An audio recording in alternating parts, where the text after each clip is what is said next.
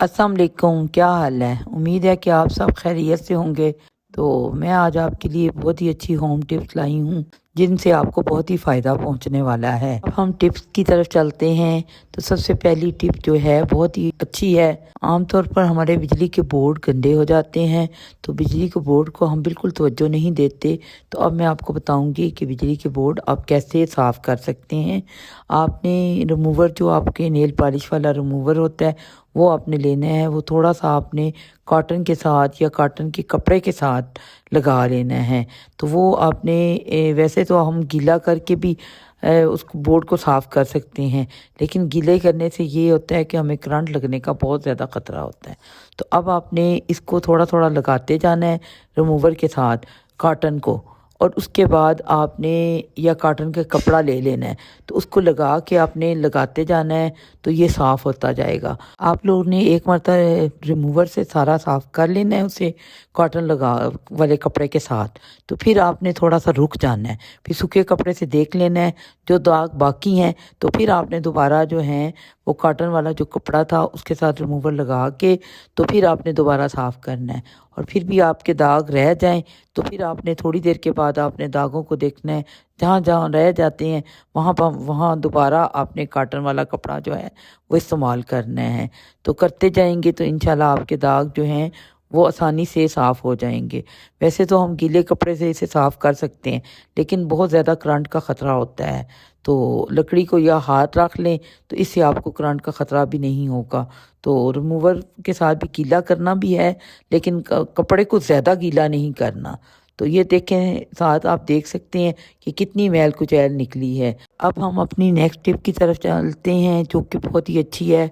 तो कभी कभी हमारी पैंट की ज़िप जो है बच्चे पहनते हैं तो उनकी ज़िपें खुली हो जाती हैं, तो वो बार बार खुल जाती है क्योंकि वो बंद नहीं होती सही। तो आपने अब क्या करना है कि आपने इसमें से सेफ्टी पिन लगानी है। मैं आपको तरीका बताऊंगी कि कैसे आपने सेफ्टी पिन की मदद से पैंट को बिल्कुल सही टाइट कर लेना है।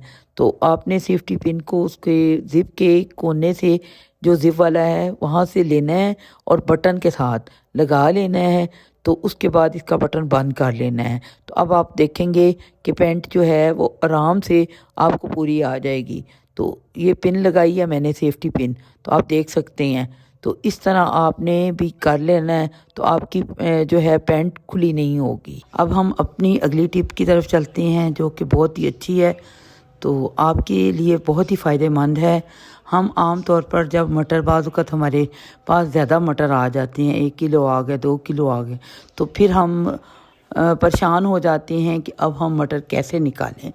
तो इसलिए मैं आपको बहुत ही अच्छा तरीका बताऊंगी कि वैसे तो मटर निकालते निकालते भी कितना टाइम लग जाता है। तो आपके मटर जल्दी निकालने का तरीका बताऊंगी। वीडियो एंड तक देखिएगा तो फिर आपको समझ आएगी कि क्या होता है। तो आपने अगर मेरे चैनल को सब्सक्राइब नहीं किया तो मेरे चैनल को सब्सक्राइब कर लें। तो अब मैं आपको बताती हूँ कि मटर जल्दी निकालने का तरीका। तो आपके पास ज़्यादा मटर आ जाते हैं तो आपने मटरों को क्या करना है, एक कपड़ा, आपके पास कोई सूती सा कपड़ा हो तो उसमें आपने डाल देना है।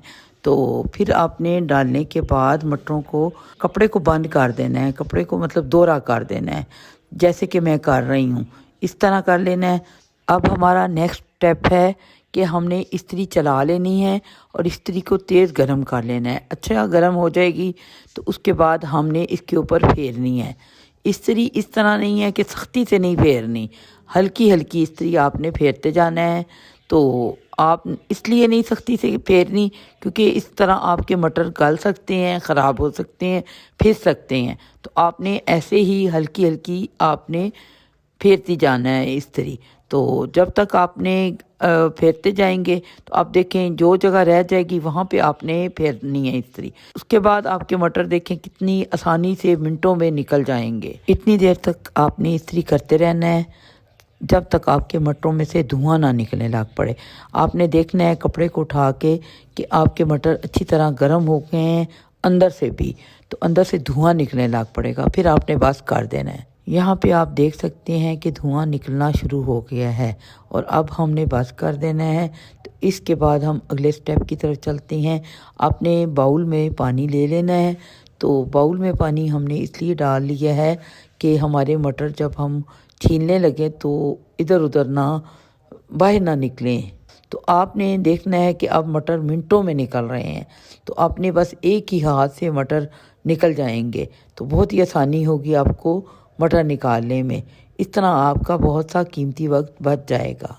अब आप ये देख सकते हैं कि मैं हल्का सा प्रेस कर रही हूँ तो मटर बड़ी आसानी से निकल रहे हैं।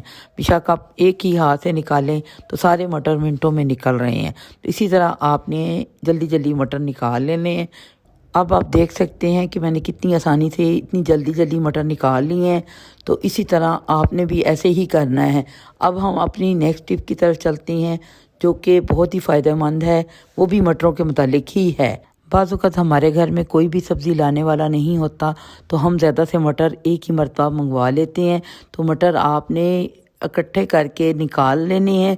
तो निकालने के बाद आपके घर में कोई भी पैकेट पड़ा हो खजूरों वाला, जैसे हमारे घर में तो खजूरों वाले पैकेट पड़े हुए थे, तो सेव करने के लिए आपने छोटे छोटे पैकेट बना के रख लेने हैं।